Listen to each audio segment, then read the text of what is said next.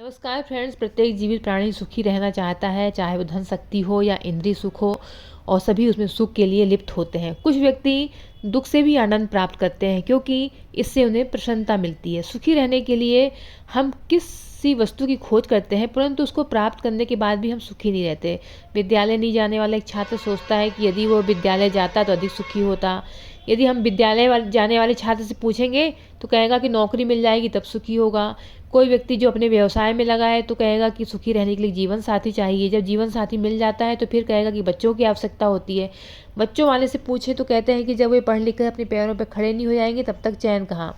तो एक व्यक्ति का पूरा जीवन भविष्य में कभी प्रसन्न व सुखी रहने की तैयारी में बीत जाता है। यह उसी तरह से है कि हम रात भर बिस्तर सजाने की तैयारी करते रहें पर सोने के लिए समय न मिले। आंतरिक रूप से प्रसन्न होने के लिए हमने अपने जीवन के कितने मिनट या घंटे या दिन बिताए हैं।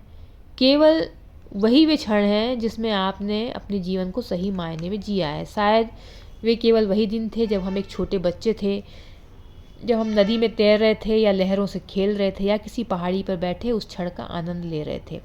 जीवन को देखने के दो तरीके हैं। पहला यह है कि किसी एक उद्देश्य की प्राप्ति के बाद मैं सुखी हो जाऊंगा।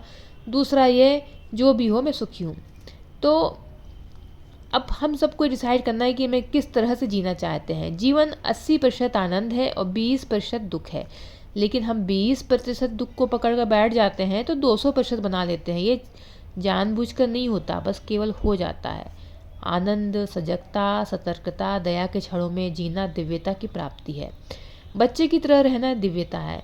ये अपने अंदर से मुक्त होना था, प्रत्येक से बिना किसी संकोच के सहज रहना है।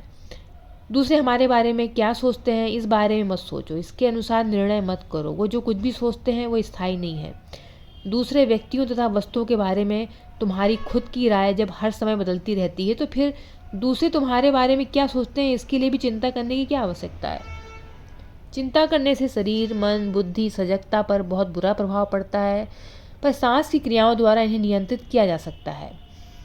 तब हमें इस बात का अनुभव होगा कि मैं सबका प्यारा हूँ, मैं हर व्यक्ति का ही अंश हूँ, मैं संपूर्ण ब्रह्मांड का एक अंश हूँ, और जीवन जीने की कला ये वर्तमान क्षण में होती है। तो अपनी प्रसन्नता को मत टालिए और प्रसन्न रहने की भरपूर कोशिश करिए।